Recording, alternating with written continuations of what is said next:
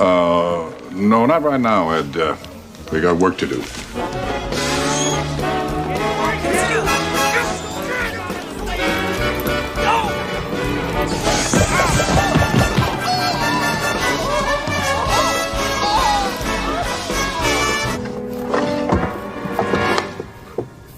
Bingo. But today I retire, so if I do any shooting now, it'll have to be within the confines of my own home. Hopefully, it'll be an intruder and not an in-law like at my bachelor party. I have a message for you from Vincent Ludwig.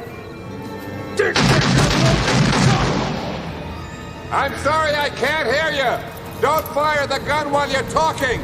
I love being single. I haven't had this much sex since I was a Boy Scout leader.